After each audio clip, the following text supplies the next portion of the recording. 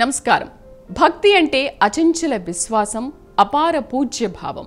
భక్తుడు అంటే త్రికరణ శుద్ధిగా ఆరాధన చేసేవాడు. భక్తి, భక్తుడు అనే పదాలు ఎక్కడైనా అన్వయించుకోదగినవే. అయితే ఆధ్యాత్మిక సామ్రాజ్యంలో ధార్మిక మార్గంలో భక్తికి పెద్దపీట వేశారు. దైవంపై ప్రేమ, గౌరవం, అభిమానం, విశ్వాసం, ఆరాధనా భావం, నిబద్ధత కలిగి ఉండేదే నిశ్చల భక్తి. దైవంపై అచంచల విశ్వాసం ప్రదర్శించి నిష్కళంక ఆరాధనలో తరించే సేవా తత్పర గుణ సంపన్నుడే నిజమైన భక్తుడు. దైవభక్త పరాయణతలో, సేవ తత్పరతలో, భగవత్ సేవలో తమకు తామే సాటి అనిపించుకున్న ఎందరో భక్తాగ్రేసరులు భక్తులతో దైవాలుగా కీర్తింపబడ్డారు. ఈ కోవకు చెందిన వారే హనుమంతుడు, నందీశ్వరుడు. ఈశ్వరాంశ సంభూతుడైన ఆంజనేయుడు అజేయుడు, అపరరామ భక్తుడు. శివాజ్ఞ నెరవేర్చడం కోసం సర్వకాల సర్వావస్థల యందు సంసిద్ధంగా ఉండే సర్వశక్తి సంపన్నుడు నందీశ్వరుడు. ఈ కేశవ శివభక్తుల రీతిని భగవత్ సేవలో తరించిన మరికొందరి మహాభక్తుల గాథ ఇప్పుడు చూద్దాం.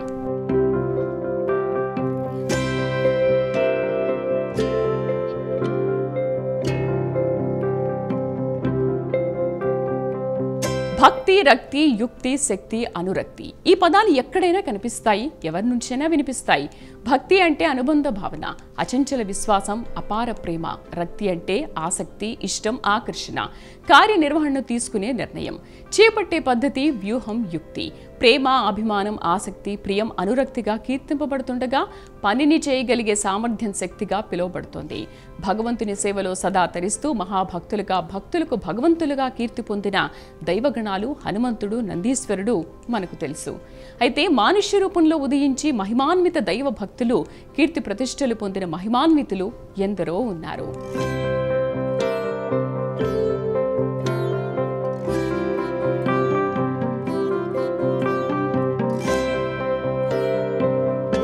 ఆకాశమంత ఎత్తు ఎదిగినా, ఆకాశంలోకి ఎగిరి స్వామి కార్యం నిర్విఘ్నంగా నెరవేర్చినా, అన్నప్రదాతగా, ఆరోగ్యప్రదాతగా, సర్వప్రదాతగా సమస్త జగత్తుకు వెలుగులిచ్చి సర్వ ప్రాణికోటిని కాపాడే దివ్య శక్తివంతమైన సూర్య భగవానుణ్ణి ఎర్రని పండుగా భావించి ఆరగించటానికే సంసిద్ధమైన శక్తి కలిగి ఉన్న, ఏనాడు దర్పం ప్రదర్శించక తన స్వామి రామచంద్రుడి పాద పద్మాల చెంతనే సదా సేవలందించే సేవా తత్పరాయణుడు హనుమంతుడు.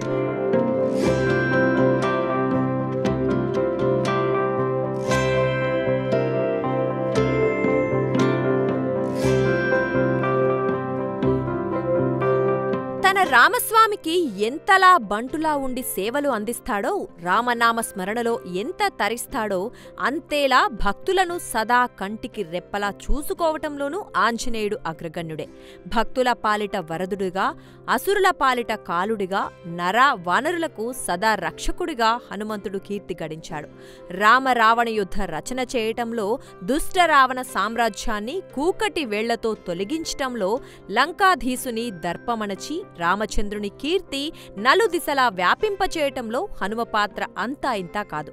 సర్వదేవతా వరాలు పొంది శివాంశ సంభూతుడిగా, వాయుదేవ వరప్రసాదంగా, కేసరి అంజనీమాత ప్రియతనయుడుగా జన్మించిన వీర హనుమంతుడు రామభక్తాగ్రగణ్యుడిగా పేరొంది సప్త చిరంజీవుల్లో ఒకరిగా నిలిచారు.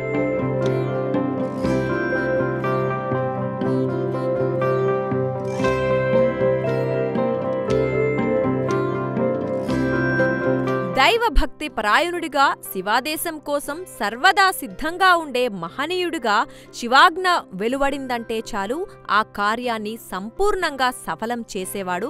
అత్యంత సమర్థంగా, అతి వేగంగా స్వామి కార్యాన్ని నెరవేర్చే భక్త శిరోమణిగా, మహాదేవుడి మహాప్రీతి పాత్రుడిగా నందీశ్వరుడు కీర్తి పొందాడు. నందీశ్వర నమస్తుభ్యం సాంబానంద ప్రదాయకం మహాదేవస్య సేవార్థం అనుజ్ఞాం ధాతుమర్హసి అంటూ భక్తులు నందిని ప్రార్థించాకే శివదేవుని దర్శనానికి వెళ్తారు.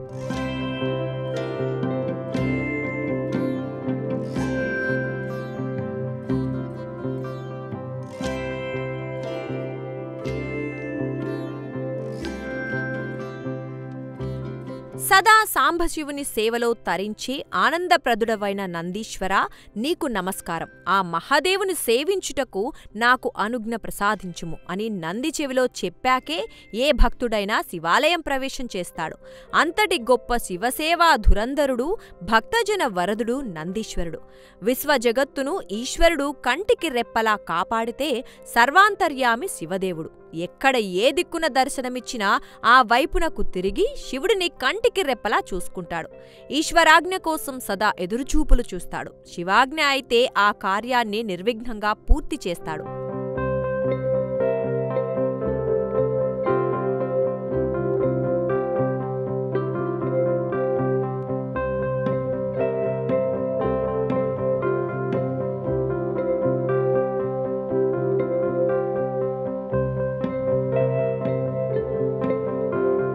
బసవడి శ్వేతవర్ణం స్వచ్ఛత, న్యాయాన్ని సూచిస్తోంది. అయితే శివాలయాల్లో గర్భగుడి వైపు నంది సదా దృష్టి సారించి శివాజ్ఞ కోసం సర్వవేళలా తప్పిస్తున్నట్లు దర్శనమిస్తోంది. ఇందులో అంతర్లీనంగా లోక సందేశం సైతం కనిపిస్తోంది. నందీశ్వరుని జీవాత్మగా భావిస్తే ఆ జీవాత్మ మనస్సు ఎప్పుడూ పరమేశ్వరుడైన పరమాత్మ వైపు పెట్టాలనే విషయం తెలుస్తోంది. తన మనస్సును, ఏకాగ్రతను, సర్వస్వాన్ని మహాదేవుడికి అంకితం చేసిన మహోన్నత దేవుడు నందిదేవుడు.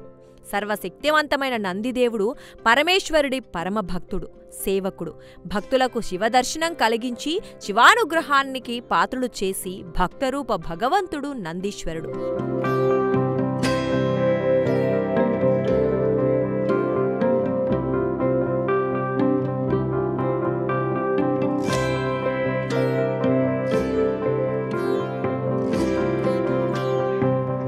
శివాంశ సంభూతుడు రామభద్రుడు భక్తుడు ఆంజనేయుడు కాగా, సాక్షాత్ ఈశ్వరుడికి వాహన స్వరూపుడు, సదా శివాజ్ఞ కోసం పరితపించి ఆ ఆజ్ఞాదేశం రాగానే దానిని ఆగమేఘాల మీద సఫలీకృతం చేసే మహాశక్తియుక్తి సంపన్నుడు నందీశ్వరుడు. ఈ రీతిన స్వామి భక్తి, దైవభక్తి పరాయణత ప్రదర్శించి తరించిన భక్తాగ్రేసరులు ఎందరో ఉన్నారు. సదా దైవనామ స్మరణలో తరించే నిస్వార్థ, నిరాడంబర, స్వచ్ఛ లక్షణాల యోగ్యుడు, అసలు సిసలైన నిజభక్తుడు. తానే కోరికలు కోరుకోకుండా అందరి కోరికలు తీర్చే కల్పతరువు, కామధేనువు దైవభక్తుడు. దైవానుగ్రహాన్ని అందరికీ అందించగలిగే మహనీయుడు ఈ దైవభక్తాగణ్యుడు. అట్టికోవకు చెందిన మహాభక్తుడు ప్రహ్లాదవరదుడు.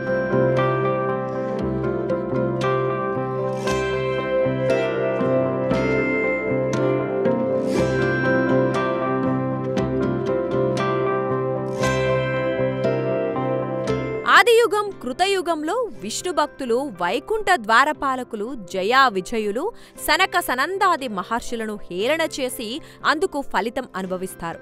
పరులు ఎవరికైనా గౌరవ మర్యాదలు ఇవ్వాలి. అతిథి దేవోభవ, ఆచార్య దేవోభవ అనేవి సుభాషిత వాక్కులు. అంటే అతిథులకు, ఆచార్యులకు దైవస్థానమిచ్చారు. అలాంటిది గురుదేవులకే గురుదేవులైన పరమాచార్యుల వంటి సనక సనందాది ఋషిగణం వేంచేసి శ్రీ మహావిష్ణువు దర్శనాన్ని అభ్యర్థిస్తే భగవంతునికి, మహాభక్తునికి మధ్య సమయాలు ఉండవని, వైకుంఠ ద్వారాలు తెరవమని కోరితే జయ విజయులు అకారణ వాగ్వాదానికి దిగి కోరుండి కష్టాలు తెచ్చుకుంటా ఆ మహర్షుల శాపాగ్నికి గురవుతారు.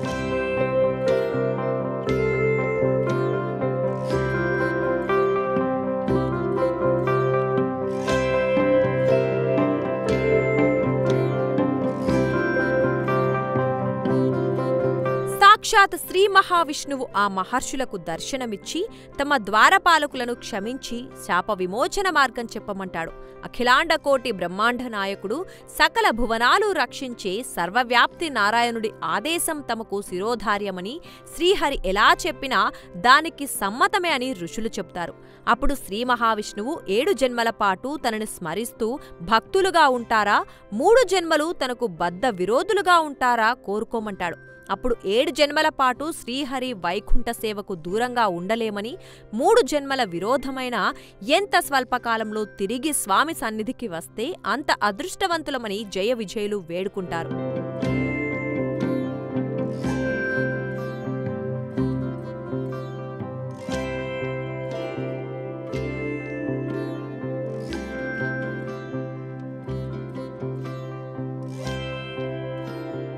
3 జన్మల శాప ఫలితంగా కృతయుగంలో హిరణ్యాక్ష హిరణ్యకశిపులుగా జన్మిస్తారు.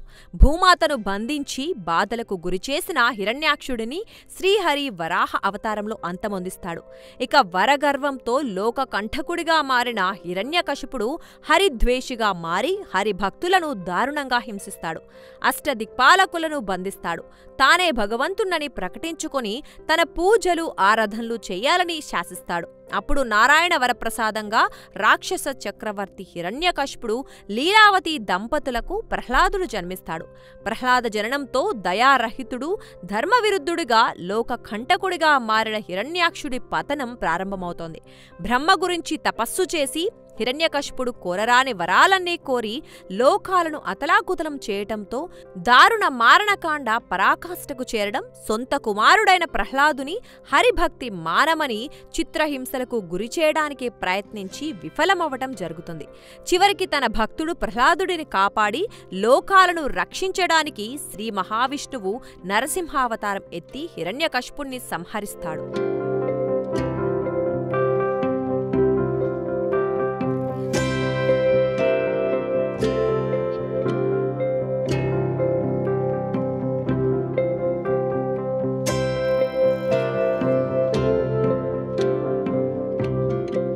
ఉగ్ర నరసింహుణ్ణి శాంతపరచటం ఏ దేవతలకు సాధ్యం కాదు. అప్పుడు బ్రహ్మదేవుడు ప్రహ్లాద కుమార, నీకోసమే అవతారమెత్తిన నరసింహస్వామి ఉగ్రరూపాన్ని నీవు తప్ప ఎవరూ చల్లబర్చలేరని చెప్తాడు.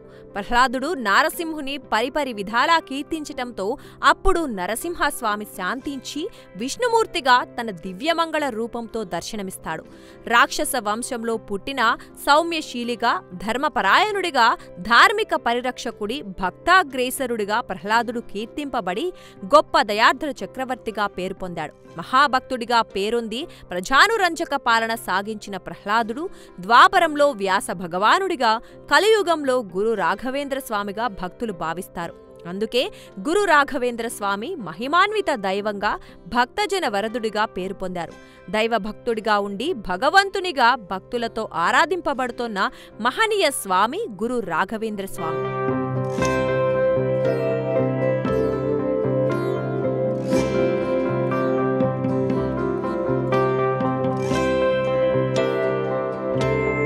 శ్రీ మహావిష్ణువు మహాభక్తుడిగా కీర్తి ప్రతిష్టలు పొందిన ధ్రువుడు నక్షత్రమండలంలో ధ్రువతారగా మిగిలిపోయాడు. తన దర్శనం మాత్రాన భక్తులకు పుణ్యం కలుగజేస్తున్న ధ్రువుడు నక్షత్రకూటమిలో చిరస్థాయిగా నిలిచిన వైనాన్ని ఈ భక్తుడి భక్తి తత్పరత, కార్యనిశ్చయం ధ్రువోపాఖ్యానంలో దర్శించవచ్చు. గగనంలో ధ్రువ నక్షత్రంగా దర్శిస్తున్నటువంటి శ్రీ మహావిష్ణువు పరమ భక్తుడు ధ్రువుడు స్వయంభువ మనువు వంశ రాకుమారుడు.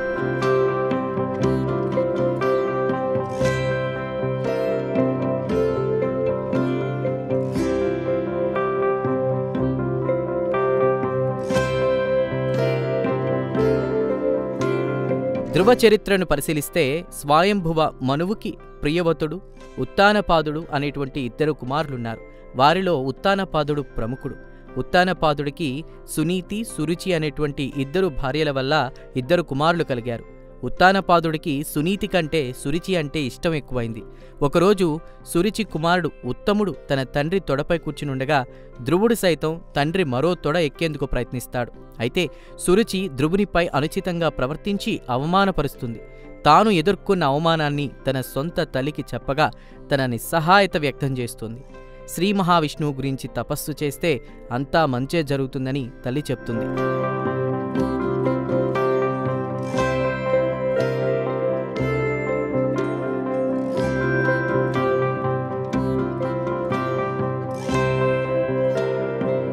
ఒంటికాలి మీద ఘోర తపస్సు చేసి నారాయణుణ్ణి మెప్పించి ధ్రువుడు వరాలు పొందుతాడు. అంతరిక్షంలో ప్రదక్షిణలు చేసే నక్షత్రమండలంలో ధ్రువక్షితి స్థానం కల్పిస్తున్నానని శ్రీహరి ధ్రువుడికి వరమిస్తాడు. అయితే ఈ స్థానం పొందే ముందు కొంతకాలం ప్రజానురంజకంగా రాజ్యపాలన చేసి అనంతరం నక్షత్రమండలానికి చేరమని దేవదేవుడు చెప్తారు. సాక్షాత్ శ్రీమన్నారాయణ్ణి ప్రసన్నం చేసుకున్న ధ్రువునికి ఉత్తానపాదుడు రాజ్యాభిషేకం చేసి వానప్రస్థాశ్రమం స్వీకరిస్తాడు. అనంతరం ధ్రువుడు సింసుమాన ప్రజాపతి కుమార్తె భ్రమిని వివాహం చేసుకుని కల్ప, వస్తర అనే కుమారులను సంతానంగా పొందుతాడు. అనంతరం వాయువు కుమార్తె ఇలను వివాహం చేసుకుని ఆమె వల్ల కుమారుడిని కుమార్తెని పొందుతాడు.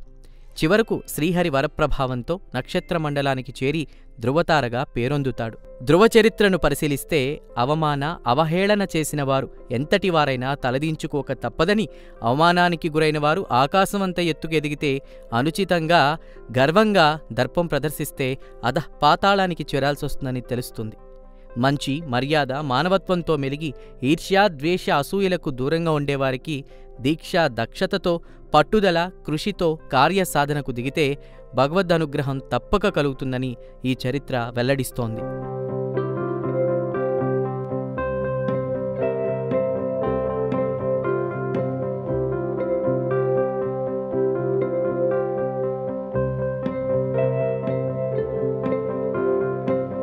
గొప్ప కోసమో మెప్పు కోసమో ఏదో ఆశించో పైకి భక్తి లోపల కుయుక్తి ప్రదర్శించే భక్తులు కొందరుంటారు.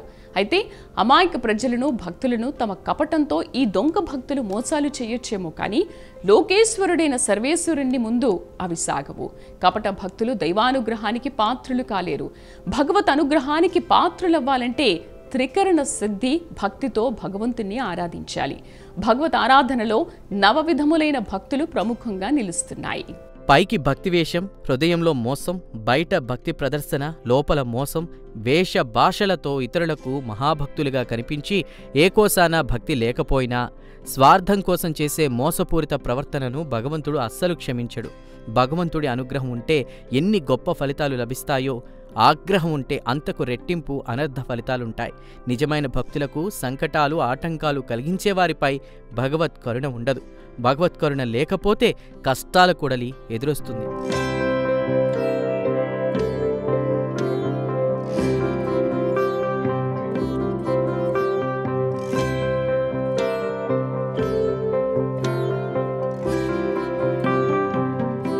భగవంతుడి అనుగ్రహం పొందడానికి అనేక విధములైన భక్తి మార్గాలున్నాయి. ఇందులో నవభక్తి మార్గాలను ఉత్తమ భక్తి మార్గాలుగా పెద్దలు నిర్ణయించారు. ఇందుకు ప్రామాణిక శ్లోకం ప్రహ్లాద చరిత్రలో కనిపిస్తుంది. శ్రవణం, కీర్తనం, విష్ణోస్మరణం, పాదసేవనం, అర్చనం, వందనం, దాస్యం, సఖ్యమాత్మ నివేదనం అనేటువంటి శ్లోకంలో ఈ భక్తి మార్గాలు కనిపిస్తాయి.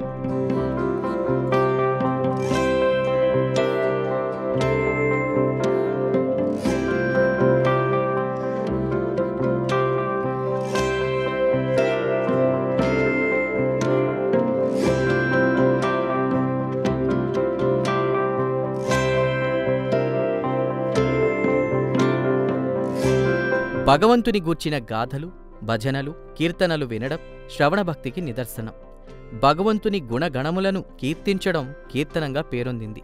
భగవంతుణ్ణి స్మరించడం, ధ్యానం చేయడం స్మరణంగా పేర్కొంది. దైవం పాదాలకు పూజ చేయడం పాదసేవనంగా, ఆలయంలో కాని గృహంలో కాని హృదయంలో కాని విధి విధానాలతో అర్చన చేయడం అర్చన సేవ కిందకొస్తుంది.